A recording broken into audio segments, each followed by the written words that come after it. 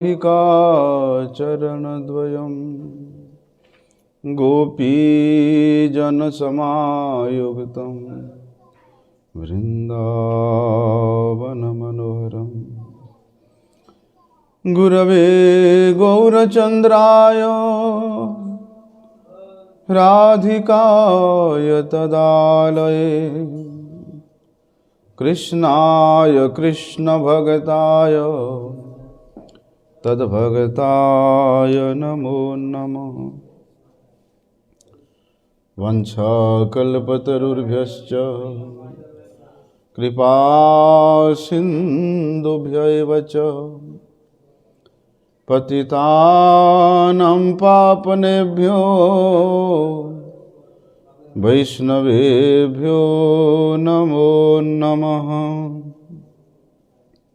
पतितपावन परम करुणामय परम आराध्यतम गुरुपाद पद्म नित्यलीला प्रविष्टम विष्णुपाद परमहंसशिल भक्ति वल्लभ तीर्थ गोस्वामी गुरु महाराज जी के श्री अभय चरण कमल में अनंत कोटि साष्टांग दंडवत प्रणाम करते हुए उनकी अहितु की कृपा प्रार्थना करता हूँ। परम आराध्यतम शिक्षा गुरुपाद पद्म नित्य लीला प्रविष्टम विष्णुपाद परमहंसशिल भक्ति विज्ञान भारती गोस्वामी महाराज जी के चरण कमल में अनंत कोटि साष्टांग दंडवत प्रणाम करते हुए उनकी अहितु की कृपा प्रार्थना।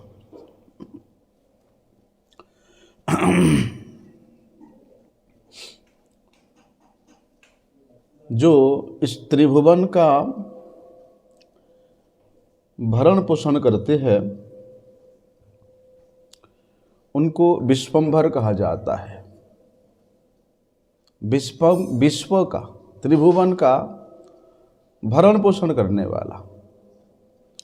विश्वंभरम विश्वेन माम पाहि स्वाहा, अर्थात श्रीमन महाप्रभु जी श्री चैतन्य देव किस प्रकार से इस त्रिभुवन के अनंत जीवों का भरण पोषण करते हैं। क्योंकि जीव अनादिकाल से कृष्ण बहिर्मुख होने के कारण, भगवान से बिछुड़ जाने के कारण भगवत प्रेम क्या वस्तु है, कृष्ण प्रेम क्या वस्तु है, उसका अभाव हमेशा से अनुभव करता है। अभी जहाँ अभाव रहता है वहाँ किसी प्रकार का ना भरण होता है ना पोषण होता है। बोलते हैं श्रीमन महाप्रभु श्री चैतन्य देव, बोलते वे भगवत प्रेम, वे कृष्ण प्रेम इस जगत के जीवों को दान करके, प्रदान करके, एक तो वे महावदान्य स्वरूप हुए और बोलते इसी कृष्ण प्रेम के द्वारा वे इस त्रिभुवन को धारण भी करते हैं, पोषण भी करते हैं। वे परमात्मा कौन है? विश्वंभर है। वे विश्वंभर कौन है? सच्चिदानंद श्री गौर हरि है। इसलिए ये अथर्व वेद का मंत्र है कि विश्वंभरम विश्वेन माम पाहि स्वाहा, कि हे चैतन्य देव, हे गौरांग महाप्रभु, आप इस तमाम जगत के जीवों का भरण पोषण करने वाले साक्षात परमात्मा है। इसलिए माम पाहि, मैं आपके चरणों में आत्मसमर्पण करता हूं। आप कृपा इस करके इस विश्व की रक्षा करें। अथर्ववेद की मंत्र है। क्या कहते हैं? सामवेद में देखो, कि तथाहम कृत संन्यासो भोगिर्वाणो अवितरिष्ये तीरे अलकानंदाया पुनः पुनरीश्वर प्रार्थित सपरिवारो निरालंबो निर्धूत है कलिकल्मष कबलित जनावलंबनाय। सामवेद के अंतर्गत ये ब्रह्मभाग का मंत्र है, जिसमें स्वयं भगवान कृत संकल्प होकर के वे कह रहे हैं कि मैं इस प्रकार संन्यास धारण करने वाला होऊंगा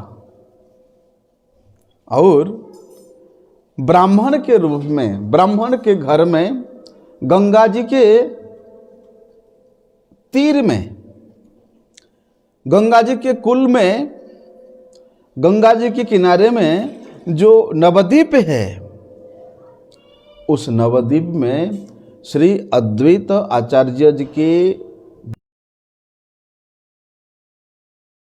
होकर के मैं स्वयं अवधूत वेश धारण करके, किसी का कोई अवलंबन नहीं करके, अवधूत वेश लेकर के मैं इस कली काल के जो पाप समूह राशि है, पाप पुंजों से ग्रसित जो जीव है, उनका कल्याण करने के लिए बोलते हैं मैं अवतीर्ण होऊंगा। कैसे अवतीर्ण होऊंगा? सब परिवार निरालंबो, कि मेरे जितने भी पार्षद गण हैं उन सभी पार्षदों के सहित मैं अवतार होऊंगा। सपार्षदस्य धाम सहोय अवतरी। भगवान अपने धाम के सहित, अपनी पार्षदों के सहित वे से नवद्वीप धाम में आविर्भाव होऊंगा। इस प्रकार का वे मंत्र के द्वारा बोल रहे हैं। बोलते वे भगवान कैसे है, उसके लिए काठोपनिषद क्या बताती है देखो, कि ज्योतिरीवा अधुमकः, जैसे अग्नि यदि धूम सहित होता है, धुआं के सहित होता है, तो अग्नि का जो वास्तविक रूप है धुआं के द्वारा ढक जाता है ना। लेकिन कहते ज्योतिरित्वा अधुमकः, वे भगवान का रूप कैसा है? बोलते हैं जहां जिस अग्नि में किसी प्रकार का कोई धूम नहीं है, धुआं नहीं है, धूम रहित अग्नि कैसा? जैसे वो प्रकाशमान होता है, दीप्यमान होता है। बोलते उसी प्रकार जलाया हुआ सोना जिस प्रकार से एकदम दीप्यमान होता है, बोलते ठीक उसी प्रकार भगवान का रूप है। छांदोग्य उपनिषद भी वे कलिकल्मष हारी श्री चैतन्य देव के रूप का वर्णन करते हैं कि हिरण्यश्म श्मश्रु हिरण्यकेशः आप्रणखाद सर्वैव सुवर्णः। देखो छांदोग्य उपनिषद वे श्रीमन महाप्रभु जी के रूप का कैसा वर्णन करते हैं कि हिरण्यश्मश्रु, भगवान के जो मुखमंडल है वो कैसा है, या मुखमंडल का जो लोम है वो कैसा है, वो हिरण्य के समान है। हिरण्य मतलब स्वर्ण के समान है। और बोलते हिरण्य केशः, सिर का जो केश है वो भी घुंघराले सुवर्ण के मापी ही सौंदर्य से परिपूरित है। अप्रणखाद सर्वः, बोलते वे प्रभु के जो नख मणि है, उन नख मणि से लेकर सिर तक उनका संपूर्ण कलेवर सुवर्णमय है, गौर कांति से युक्त है।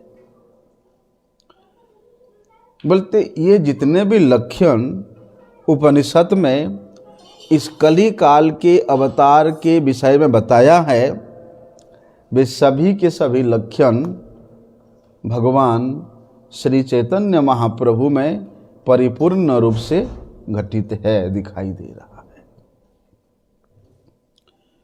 इसलिए श्रुति के इस बात के द्वारा कि कली के प्रथम संध्या में ही स्वयं अवतारी श्री कृष्ण संन्यास रूप लेकर के, अवधूत रूप लेकर के, भक्त का रूप लेकर के वे प्रकट होते हैं। लेकिन भगवान केवल इन शास्त्रों के आधार पे ही अपने भगवत्ता का प्रकाश करते, ऐसे नहीं है। भगवान स्वयं प्रकट होकर के लीला के माध्यम से, कैसे लीला करते हैं, उन लीलाओं के माध्यम से भगवान अपने भक्तों के प्रति कृपा वर्षण करते हुए अपने भगवत स्वरूप का दर्शन भी कराते हैं। देखिए, श्रीवास पंडित महाप्रभु के परम प्रिय भक्त है, भक्त प्रवर है। वे अपने घर में या उनके घर में जो मंदिर है, उस मंदिर में बैठ करके विष्णु नृसिंह भगवान का पूजा कर रहे हैं। और अकस्मात सचिनंदन श्री गौरहरि उसी समय उनके पूजा करते, नृसिंह पूजा करते हुए समय बोलते श्रीवास पंडित के घर में उपस्थित होते हैं और श्रीवास पंडित का नाम ले लेकर के पुकारते हैं, बुलाते हैं। जैसे ही श्रीवास पंडित बाहर आकर के झांक करके देखते हैं, बोलते देखते तो देखते ही रह जाते हैं। क्या देखते हैं? बोलते हैं देखते ही देखते श्री गौरांग महाप्रभु ने शंख चक्र गदा पद्म धारण करके चतुर्भुज रूप से नृसिंह रूप में वहां विराजमान है। अंदर श्रीवास पंडित नृसिंह मंत्र के द्वारा नृसिंह भगवान का पूजा कर रहे हैं और इधर दरवाजा के बाहर महाप्रभु दरवाजा खटखटा करके श्रीवास का नाम लेते लेते पुकार रहे हैं। जैसे ही श्रीवास दरवाजा खोलते हैं कि साक्षात शंख चक्र गदा पद्म चतुर्भुज भगवान सिंह रूप वहां लेकर के श्रीमान महाप्रभु जी विराजमान है। पंडित महाशय महाप्रभु जी के नृसिंह रूप को देख करके पहले तो उनमें इतना अधिक प्रेम का आधिक्यता हुआ कि वे समझ नहीं पाए कि क्या करें। प्रेम में गदगद होकर के बोलते उनका विधिवत पूजा करते हैं। नृसिंह मंत्र के द्वारा, नृसिंह स्तोत्र के द्वारा उनकी स्तुति करते हैं। नृसिंह रूपधारी भगवान गौर सुंदर ने श्रीवास पंडित के वे पूजा से, वे स्तुति से प्रसन्न होकर के उनको वरदान देते हैं। उसके उपरांत पुनः हंसते हंसते वे सचिनंदन विश्वंभर के रूप में प्रकट हो जाते हैं। देखो, श्रीवास पंडित श्रीमन महाप्रभु जी के चरणों में पड़ करके भैया लोटपोट होने लगे कि प्रभु आज तो आपके इस रूप का दर्शन करके मेरा जीवन धन्याति धन्य हो गया। देखिए कैसा श्रीमन महाप्रभु जी का लीला है। उस समय मुसलमान शासन था, यमनों का शासन था। इसलिए उस गौड़ प्रदेश में, बंगाल में जो यवन राजा था उसने हरिनाम संकीर्तन करने के लिए निषेध किया था कि मेरे साम्राज्य में जो व्यक्ति संकीर्तन करेगा, हरि संकीर्तन करेगा, उसके कमर को काट करके उसको दंड विधान किया जाएगा। अब भाई राजा है, मुसलमान शासक है, उससे पहले सभी लोग बड़े प्रेम से संकीर्तन करते थे। सभी भक्तों में एक आतंक छाया हुआ है, क्या करे क्या करे। कोई एक दो छुप छुप करके चुपचाप अपने घर में बैठ करके कीर्तन करते थे, वो भी भयभीत होकर के, कहीं कुछ खबर ना भेज दे कि वहां कीर्तन हो रहा है। सभी लोग बड़े दुखी है।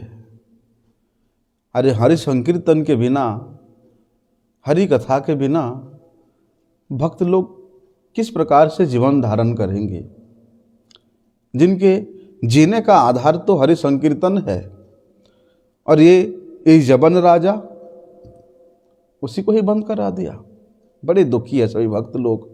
और सचिनंदन भगवान श्री गौरहरि सभी भक्तों के मनोभाव को वे समझ गए।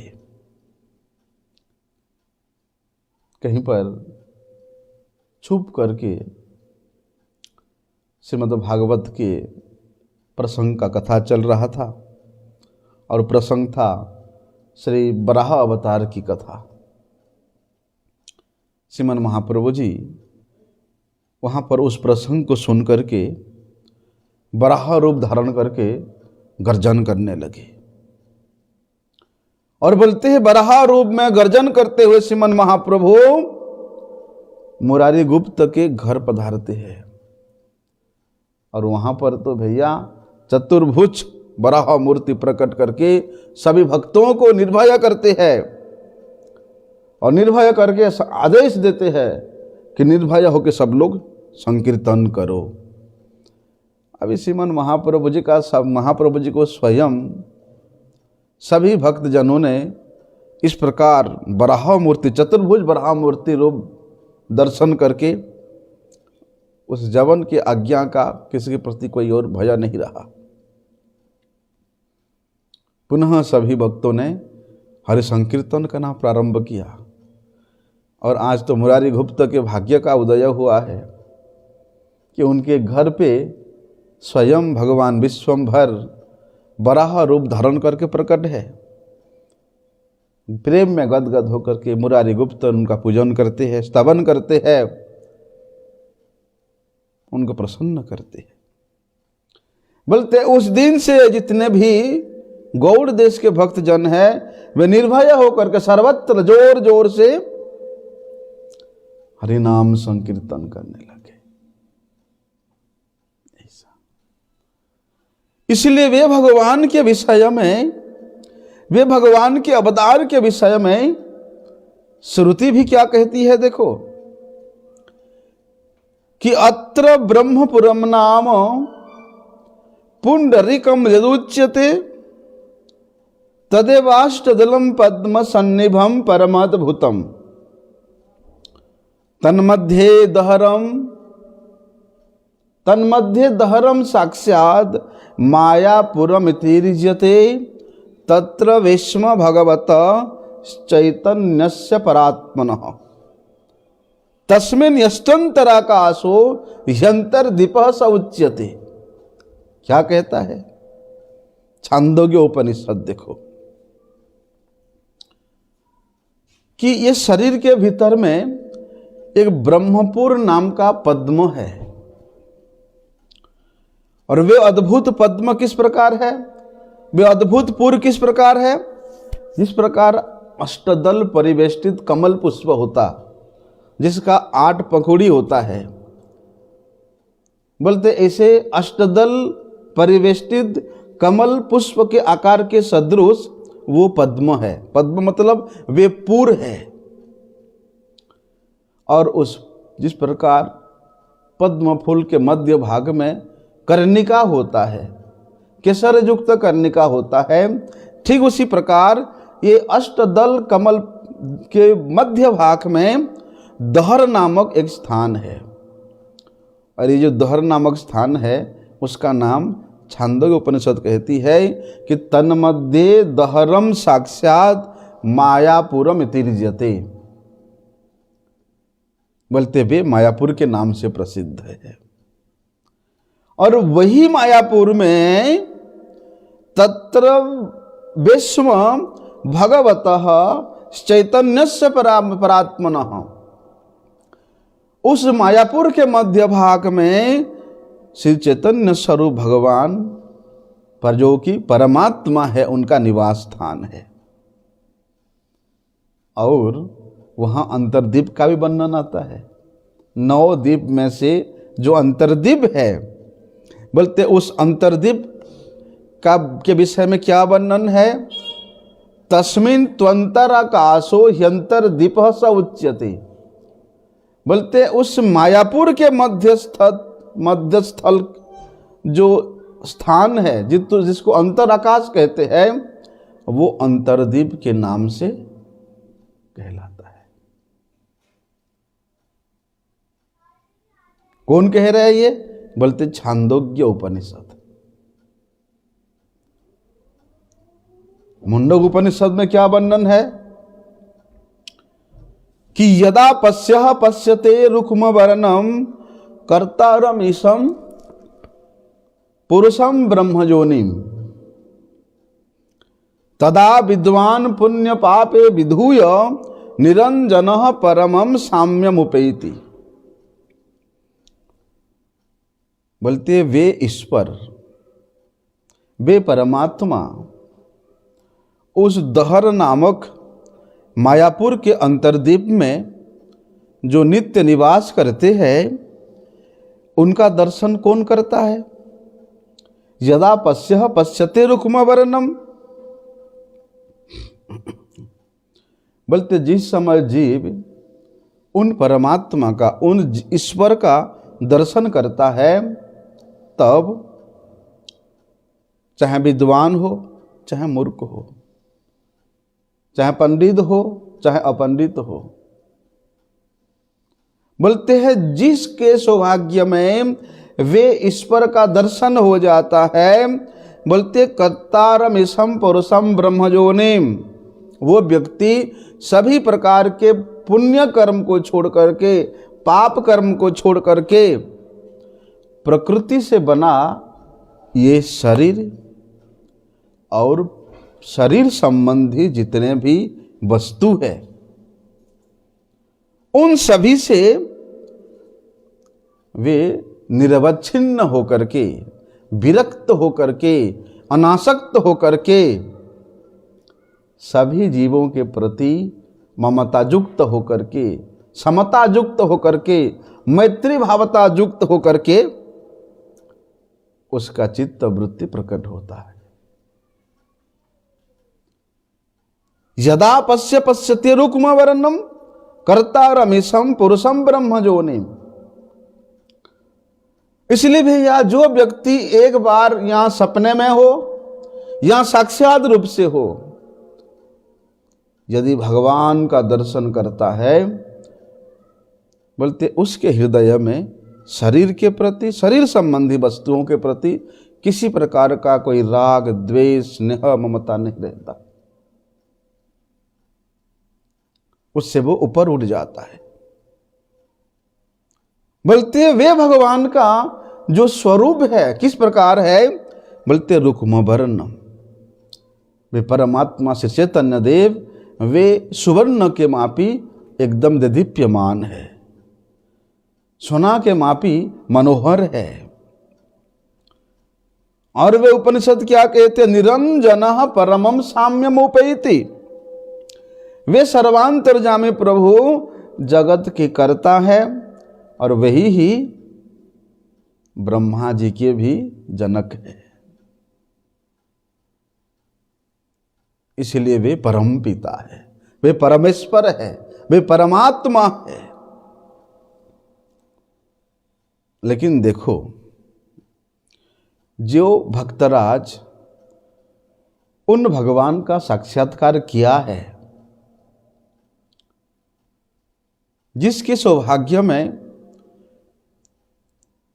कलिजुग पावन अवतार भगवान गौर सुंदर के दर्शन करने का सौभाग्य प्राप्त हुआ है, वे भक्तराज क्या कहता है कि वेदाहम एतम पुरुषम महांतम आदित्यवर्णम तमसः परस्तात् तमेव विदित्वा अतिमृत्युमेति नान्यः पंथा विद्यते अयनाय।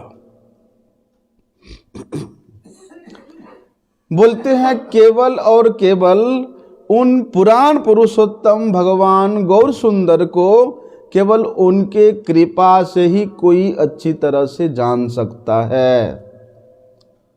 तो वे भक्तराज कहते हैं मैं उनको जो जाना हो या उनका जो मैं दर्शन किया हूं, जो साक्षात्कार किया हूं, ये केवल उनके ही कृपा से ही संभव हुआ है। कैसे है वे भगवान? आदित्य वर्णम तमसः परस्तात्। बोलते इस प्रकृति के जितने भी लोग हैं, अर्थात आब्रह्म भुवनात् लोकः, ये जो चतुर्दश भुवन है, इससे परे, प्रकृतिमय लोकों से परे जो परव्योम है, बोलते वहां पर वे भगवान रहते हैं। और उनका जो वर्ण है वो कैसा है? आदित्य वर्णम। बोलते हैं करोड़ों सूर्य एक साथ उदित होने से जितना प्रभा का विस्तार करते हैं, बोलते हैं वे भगवान के नख मणि से उससे भी कोटि गुना अधिक प्रभा दीप्यमान हो रहा है, प्रकाशित हो रहा है। क्या इस चर्म चक्षु के द्वारा उन भगवान को देख सकते हो? हैं? अरे हमारे ये पृथ्वी के जो सूर्य है, ये सबसे छोटा सूर्य है। ये सूर्य के किरणों को, डायरेक्ट सूर्य को नहीं, किरणों को आप 5 मिनट आप सिर्फ किरणों को देखते रहो, आपकी आंख एकदम झिलमिलाने लग जाएगा। हैं? वो तो छोड़ो, ये छोटा सा लाइट को यदि आप 2 मिनट सीधे देखते रहोगे तो भी आपके सामने अंधेरा छा जाएगा। हैं? और जो भगवान करोड़ों के नखमणि, करोड़ों सूर्यों के प्रभा से भी करोड़ों गुना अधिक प्रभा विशिष्ट है, उन भगवान को क्या कोई ऐसे ही देख लेगा? है? लेकिन कहते हैं वे भक्तराज कि तमेव विदित्वा अनुमृत्युमेति ही, कि हे भगवान, जो व्यक्ति आपके नख कण का भी थोड़ा सा दर्शन कर लिया या आपके महिमा सूचक कोई भी एक शब्द को अनुभव कर लिया, जान लिया, तो फिर दोबारा उसको इस मृत्युमय संसार में आना नहीं पड़ता। अर्थात मृत्यु के फंदे से छूटने का केवल एक ही उपाय है, उन भगवान को जानना। और जो व्यक्ति उन भगवान को जाने बिना इस संसार से चला जाता है, मर जाता है, वो सबसे बड़ा दुर्भागा तो है ही है, बोलते वो सबसे बड़ा कृपण भी है। वे आत्महत्यारा है। सएव गोखर, गोखर सांप देखा कभी? गोखरा सांप बोलते हैं, बड़े विषैला होता है।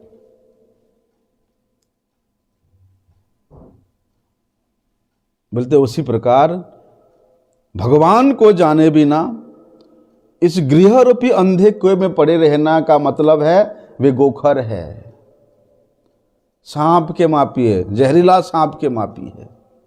जिस प्रकार जहरीला सांप के संस्पर्श में आने से प्राणी का मृत्यु हो जाता है, ठीक उसी प्रकार ये गृह रूपी अंधकूप में रहने वाला जो मनुष्य है, जो भगवान को नहीं जानता, भगवान का भजन नहीं करता, उनके संस्पर्श में आने वाला व्यक्ति भी अकल्याण की ही रास्ते पे चल पड़ता है। देखो, केवल शास्त्र ही भगवान के इस प्रकार के तत्व का वर्णन करते, ऐसे बात नहीं है। स्वयं भगवान से गौर सुंदर प्रकट होकर के वे किस प्रकार का लीला दर्शन कराते हैं। देखो क्या हुआ।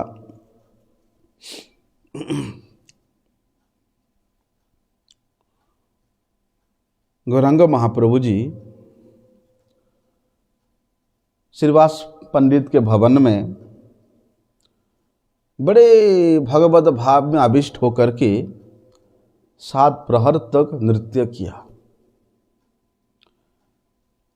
और नृत्य करते करते ये 7 प्रहर में श्रीमन महाप्रभु जी ने 7 रूप का भक्तों को दर्शन कराया। जो भक्त जिस रूप को दर्शन करने का आग्रह किया, इच्छा किया, श्रीमन महाप्रभु जी ने वो भक्त को उस रूप में दर्शन दिया। और बोलते हैं 7 प्रहर तक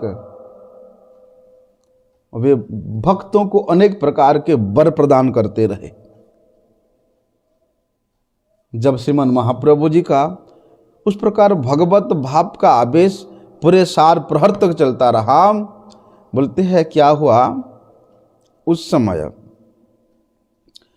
अरे सभी भक्त ने यहाँ विराजमान है, सभी के इच्छा के अनुसार वर प्रदान हो रहा है, लेकिन श्रीमन महाप्रभु जी देखते हैं कि वो श्रीधर नहीं है। कौन श्रीधर? जो केला के पत्ते, केला के फूल, केला के थोड़ बेचते हैं। श्रीमन महाप्रभु जी ने आदेश दिया कि नवद्वीप के ओ कोना में एक टूटी फूटी जो फूस की झोपड़ी है, धान के प्याल की जो झोपड़ी है, वहाँ रहने वाला जो श्रीधर, जो कि वो झोपड़ी में बैठे बैठे संपूर्ण रात्रि उच्च स्वर संकीर्तन करते हैं, श्रीमन महाप्रभु ने निर्देश दिया कि जा करके मेरे श्रीधर को बुला करके ले आओ। ये श्रीधर के साथ श्रीमन महाप्रभु जी क्या करते थे?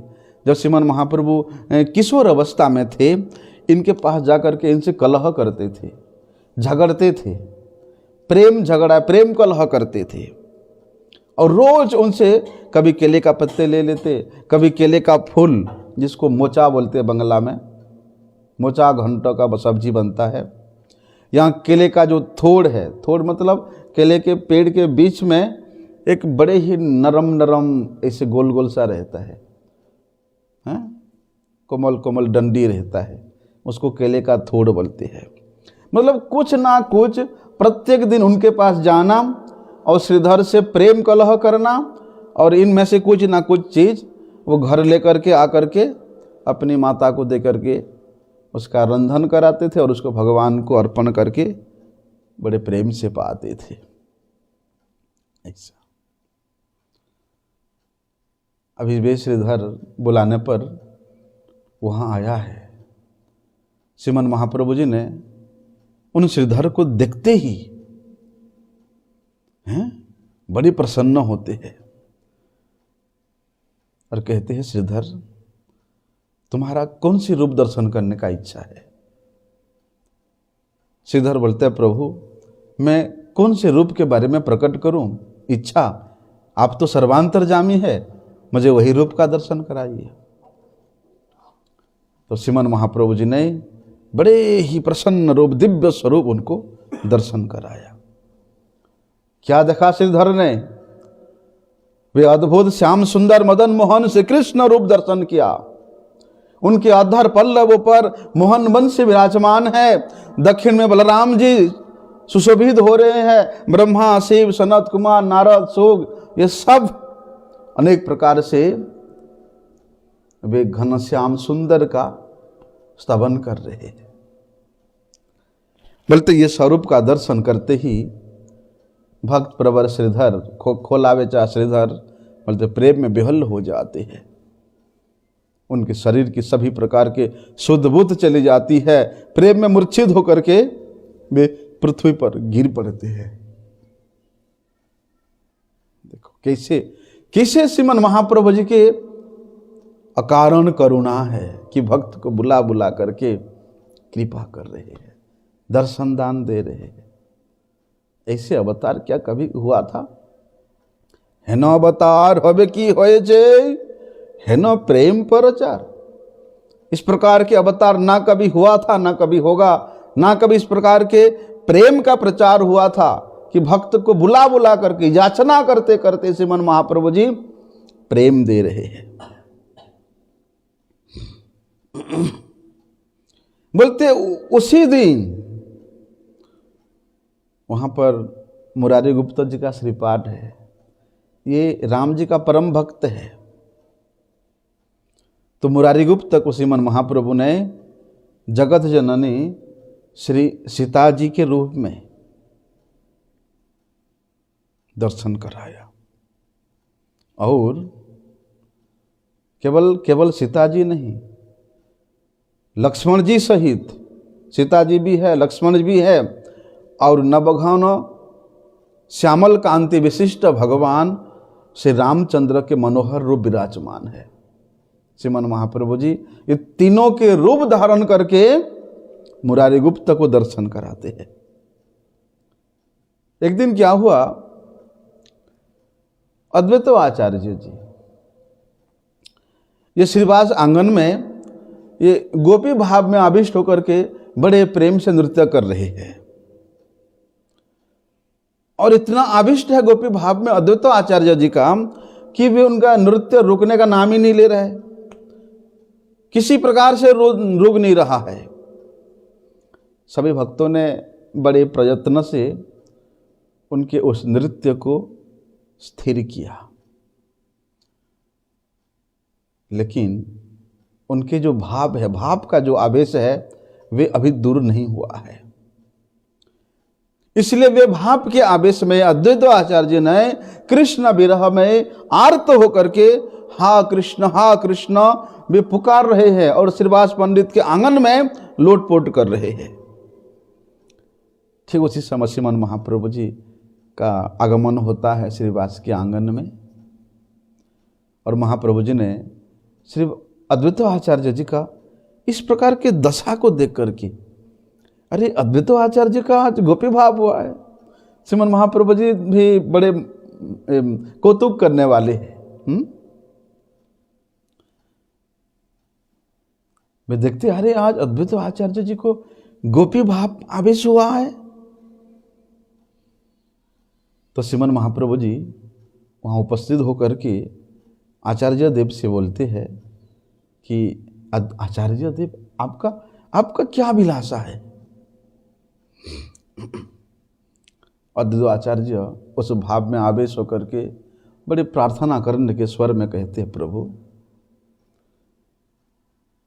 आज मेरा इच्छा है, आपने श्री कृष्ण अवतार में अर्जुन को जो महाभारत के मध्य में जो विश्वरूप का दर्शन कराया था, मैं वो विश्वरूप का दर्शन करना चाहता हूं। बोलते इतना कहने के साथ साथ अद्वैत आचार्य जी की आंख एकदम विस्मित हो गया और गौरांग महाप्रभु विराट रूप में, विश्वरूप में विषाण गर्जना करते हुए उनके सम्मुख प्रकट हो गए। केवल वहां पर भगवान का विश्वरूप नहीं, बोलते जिस प्रकार महाभारत का दृश्य था, एक तरफ कौरव सेना, एक तरफ पांडवों का सेना, दोनों के मध्य में, दोनों सेनाओं के बीच में वे अद्भुत विश्वरूप का दर्शन करके इस प्रकार अर्जुन हाथ जोड़ करके भगवान का स्तव कर रहे हैं, इस दृश्य को देखा। अद्वैत आचार्य जी उस महाभारत के इस संपूर्ण विश्वरूप के दृश्य को देख करके वे बड़े अचंभित, बड़े विस्मित हो गए और वे सोच नहीं पाए कि मैं क्या करूं। स्तव स्तुति करने तो दूर की बात है, वे भी घबरा गए। देखो ये तो साक्षात महाविष्णु का अवतार है अद्वैत आचार्य, लेकिन वे भी भगवान के स्वरूप का कभी दर्शन नहीं किए थे। किसी प्रकार अपने आप को संभाल करके अद्वैत आचार्य जी ने विश्वरूपधारी भगवान विश्वम्भर का स्तव स्तुति कर रहे हैं और उसी समय नित्यानंद प्रभु भी वहाँ उपस्थित होते हैं। बोलते हैं इस प्रकार विश्वरूप का दर्शन करके नित्यानंद प्रभु भी मूर्छित हो जाते हैं। जिस प्रकार एक डंडा ऐसे पृथ्वी पर गिरती है, उसी प्रकार आंख बंद करके दंड की भांति नित्यानंद प्रभु पृथ्वी पर गिर जाते हैं। बोलते वे भगवान के विषय में, वे भगवान साक्षात अवतारी है, उनके विषय में क्या कहते हैं? कौन? उपनिषद। वे भगवान कैसा है? बोलते महान प्रभुर्वे पुरुषः सत्वस्यैष प्रवर्तकः सुनिर्मलमिमां प्राप्तम् ईशानो ज्योतिरव्ययः। श्वेताश्वतर उपनिषद क्या वर्णन करते हैं कि महान प्रभुर्वे पुरुषः, बोलते वे भगवान सर्वांतर्यामी है। कौन? श्रीमन महाप्रभु जी। वे अपनी सुनिर्मल वाणी के द्वारा, सुनिर्मल दर्शनों के द्वारा, सुनिर्मल लीलाओं के द्वारा, सुनिर्मल विलास के द्वारा, बोलते हैं इस जगत के जीवों के प्रति अहेतुक की कृपा करते हुए वे जो भक्ति रूपी मणि है, भक्ति रूपी जो चिंतामणि है, वे इस जगत के प्राणियों को प्रदान कर रहे हैं। प्राप्तम ईशानम ज्योतिरव्ययः, ऐसा वहां पर इन लीलाओं में पता चल रहे हैं कि भगवान सब भक्तों को बुला बुला करके दे रहे प्रेम। अचंडाले प्रेम दिला ना करी विचार, नहीं विचार किया कि ये चंडाल है, ये ब्राह्मण है, ये उच्च है, ये नीच है, विचार नहीं किया। जारे देखे तारे कहे कृष्ण उपदेश। जिस जो भी संग सम्मुख आ जाता है, ना केवल मनुष्य, पशु पक्षी कीट पतंग हिरण व्याघ्र, वे सभी को इस भक्ति रूपी मणि, प्रेम रूपी मणि प्रदान करके सभी के जन्म को सार्थक कर देते हैं। लेकिन देखो क्या वर्णन करते हैं उपनिषद कि तमीश्वराणाम परमम महेश्वरम तम देवतानां परमम च दैवतम पतिम पतिनां परमम परस्ताद विदाम देवम भुवने समिध्यम।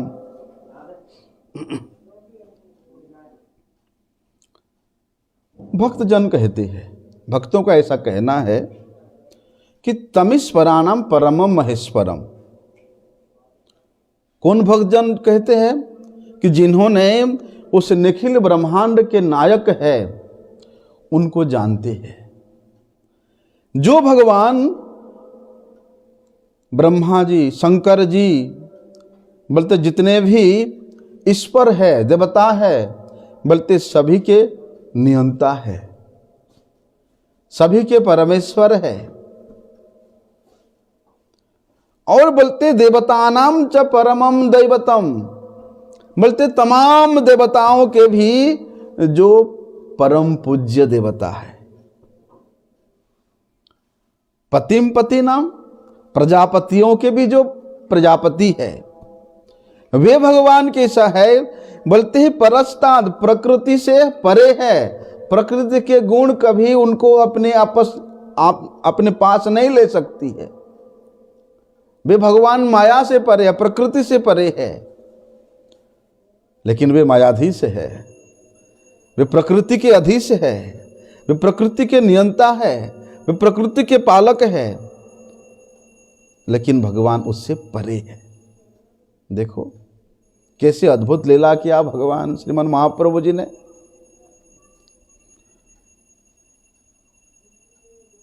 क्या उनको सची माता का वो वात्सल्य प्रेम कभी बांध करके घर में रख पाया? क्या लक्ष्मी प्रिया विष्णु प्रिया की उस प्रेम उनको कभी बांध के रख पाया? सबको छिन्न विछिन्न करके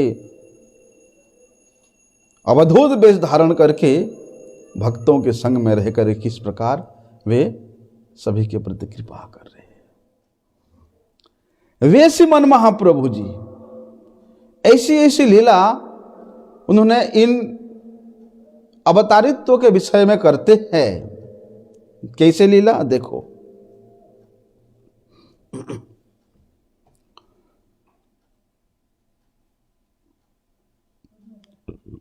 महाप्रभु कहां पर संन्यास ग्रहण किया था? कटुआ में, कटुआ ग्राम में संन्यास ग्रहण करके जैसे संन्यास ग्रहण किया उसके उपरांत उनको कृष्ण मिलन की इतना तीव्र उत्कंठा हुआ। भले क्यों नहीं होगा, वे तो श्री राधा भाव द्युति सुवलित कृष्ण चैतन्य है, हैं?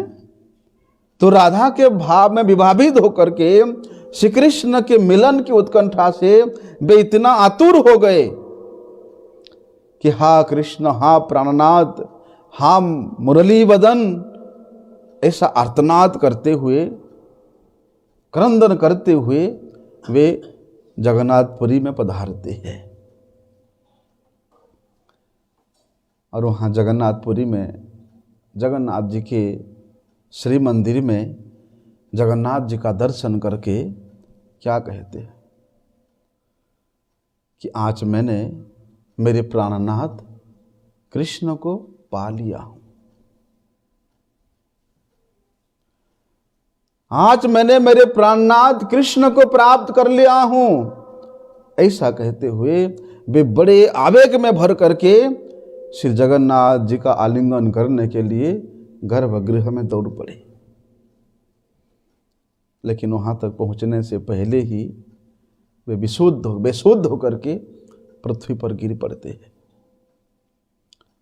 लेकिन उनके अंगों में, उनके इस कलेवर में ऐसा सुदीप्त अष्ट सात्विक विकार भावों का लक्ष्य हो रहा था जिसको कि बड़े बड़े महाराज पंडित विद्वान भी नहीं समझ पा रहे थे कि क्या है। साधारण मनुष्य का तो इस प्रकार के भाव नहीं आ सकता, इस प्रकार अष्ट सात्विक लक्षण नहीं दिखाई देता। तो उस समय राजा प्रताप रुद्र के जो पुरोहित थे, प्रकांड विद्वान राज पंडित सार्वभौम भट्टाचार्य, वे जानते थे कि भगवत प्रेम में अष्ट सात्विक विकार का क्या लक्षण है। तो ऐसी स्थिति देख करके वे चमत्कार से चमत्कारित हो गए, अचंभित हो गए। वे सार्वभौम भट्टाचार्य वे सोचते हैं कि ये व्यक्ति, ये कोई साधारण व्यक्ति नहीं है। बोलते हैं प्रेम के कारण कभी कभी उनके हाथ एक से लंबे लंबे हो जा रहे हैं, कभी उनका मुख एकदम पिघल जा रहे हैं, कभी उनके पांव बिखर जा रहे हैं, उनके रोम रोम से एकदम प्रेम की धारा प्रवाहित हो रहा है। ऐसी अवस्था को देख करके सार्वभौम भट्टाचार्य कहते हैं किसी मनुष्य के शरीर में इस प्रकार का होना ये संभव नहीं है। ऐसा सोच करके उसी अचेत अवस्था में ही सार्वभौम भट्टाचार्य श्रीमन महाप्रभु जी उठा करके अपने घर ले आते हैं। जब श्रीमन महाप्रभु जी का चेतना आया तो सार्वभौम भट्टाचार्य उनके जो भगिनी के पति है, उस भगिनी के पति के मुख से ये सन्यासी का, कौन सन्यासी? श्री कृष्ण चैतन्य महाप्रभु जी के परिचय को प्राप्त किया और उनका परिचय प्राप्त करके वे बड़े प्रसन्न होते हैं। 2-4 दिन तक महाप्रभु जी वहीं उस प्रेम की अवस्था अभी तक शिथिल नहीं हुआ है और सार्वभौम भट्टाचार्य घर में है, तो सार्वभौम भट्टाचार्य उस नए सन्यासी के धर्म की रक्षा करने के लिए उनको वेदांत सूत्र पढ़ने का आग्रह किया, क्योंकि भाई सन्यासी है और सन्यासी के धर्म यदि रक्षा नहीं कर पाएगा तो मंगल कैसे होगा, कल्याण कैसे होगा, पतन हो जाएगा। इसलिए सन्यासी होकर के इस प्रकार नृत्य करना, कीर्तन करना, इस प्रकार के विकारों को प्राप्त करना है, ये कोई सन्यासी का धर्म नहीं है। इसलिए श्रीमन महाप्रभु जी को वेदांत सूत्र पढ़ाना प्रारंभ किया। उस समय वेदांत सूत्र के जो शंकर भाष्य है, वो शंकर भाष्य के बोलते सबसे मूर्धन्य पंडित थे श्री सार्वभौम भट्टाचार्य। 7 दिनों तक वे नव सन्यासी श्रीमन महाप्रभु जी को वे शंकर भाष्य सुनाते रहे और 7 दिन तक श्रीमन महाप्रभु जी एकदम मौन भाव से बिना किछु बोले वे श्रवण कर रहे थे। सार्वभौम भट्टाचार्य बड़े विस्मित हुआ कि 7 दिन हो गया मैंने ये सन्यासी को वेदांत सूत्र के शंकर भाष्य सुना रहा हूँ, ये ना एक शब्द बोला, ना कोई प्रतिकार किया। वे भी देखकर बड़े विस्मित होते हैं और पूछते हैं कि आखिर मैं 7 दिन से आपको सुनाए जा रहा हूँ, आपको कुछ समझ में आ रहा है कि नहीं आ रहा है? तब श्रीमन महाप्रभु जी बड़े सरलता से उत्तर देते कहते हैं, वेदांत के सूत्रों को तो मैं बड़े ही स्पष्ट रूप से समझता हूं, लेकिन आपकी जो व्याख्या है, वे व्याख्या का जो अर्थ है वो मैं समझ नहीं पाता हूं। अर्थात सूत्र के जो वास्तविक अर्थ है, सूत्र के जो स्वाभाविक अर्थ है, आपका व्याख्या उस स्वाभाविक अर्थ को आच्छादन कर रहा है, मिटा रहा है। इसलिए मुझे बड़ा दुख हो रहा है। कैसा व्याख्या? बोलते स्वाभाविक रूप में वेदांत सूत्र के ये व्याख्या, ये अभिधा वृत्ति के द्वारा भगवान के उस चिन्मय नाम रूप गुण लीला है, उसकी ही ये पराशक्ति का बोध है। लेकिन आप भगवान के नाम रूप गुण लीला को एकदम छिन्न विछिन्न करके, तितर बितर करके आप ये क्या वर्णन कर रहे हैं? लेकिन आपका जो व्याख्या है ये कल्पना के आधार पर, ये लक्षणा वृत्ति के द्वारा है। लेकिन स्वाभाविक रूप से यदि अभिधा वृत्ति के द्वारा होता, उस पर ब्रह्म के जो चिन्मय स्वरूप है, उनके परम पवित्र नाम है, रूप है, गुण है, वो समन्वय से समन्वित होकर के ही होता। लेकिन आपने तो अपनी कल्पना के द्वारा एक आधार लक्षणा वृत्ति को अवलंबन करके उस पर ब्रह्म को निर्विशेष बना दिया, निराकार बना दिया। सार्वभौम भट्टाचार्य श्रीमन महाप्रभु जी के ऐसे प्रतिकार को देख करके, ऐसे सूत्र को सुन करके वे अचंभित हो जाते हैं। थोड़ा थोड़ा श्रीमन महाप्रभु जी के साथ बोलते कुड युक्ति से युक्त होकर के तर्क करना प्रारंभ करते हैं। लेकिन श्रीमन महाप्रभु जी प्रबल शास्त्रीय प्रमाण के द्वारा, अकाट्य युक्ति के द्वारा उस समय के प्रभा प्रकांठ विद्वान सार्वभौम भट्टाचार्य को भी एकदम निरुत्तर कर दिया। अंत में सार्वभौम भट्टाचार्य ने श्रीमद् भागवत के जो श्लोक आत्मा रामश्च मुनयो निर्ग्रंथापि उरुक्रमे, बोलते श्रीमद् भागवत के ये श्लोक के अर्थ भट्टाचार्य ने श्रीमन महाप्रभु जी को पूछा। सार्वभौम भट्टाचार्य ने ये आत्मारामश्च मुनय श्लोक का 9 प्रकार से अर्थ किया था, लेकिन जैसे ही श्रीमन महाप्रभु जी को पूछा, श्रीमन महाप्रभु जी ने बोलते हुए 9 प्रकार के सार्वभौम भट्टाचार्य के द्वारा किया हुआ 9 प्रकार के व्याख्या को छोड़ करके तुरंत 18 प्रकार का व्याख्या सुना दिया। 18 प्रकार के नई नई अर्थ बतलाया। सार्वभौम भट्टाचार्य सुन करके देखते ही देखते रह गया। श्रीमन महाप्रभु जी के चरण कमलों में गिर पड़े। श्रीमन महाप्रभु जी ने कृपा करके सार्वभौम भट्टाचार्य जी को अपना चतुर्भुज नारायण स्वरूप का दर्शन कराया। उसके बाद द्विभुज मुरलीधर श्याम सुंदर रूप में दर्शन कराया। आज भी जगन्नाथपुरी में उस सार्वभौम भट्टाचार्य के भवन में जाने से वहाँ पर श्रीमन महाप्रभु जी का इस षड्भुज रूप का दर्शन होता है। सार्वभौम भट्टाचार्य श्रीमन महाप्रभु जी के इस षड्भुज रूप का दर्शन करके कृत्य कृत्य होकर के उनका स्तुति करने लगा कि वैराग्य विद्या निज भक्ति योग शिक्षार्थम एक पुरुष पुराण श्री कृष्ण चैतन्य शरीरधारी कृपाम बुधिर स्तमहम प्रपद्ये। स्तुति करने लगे।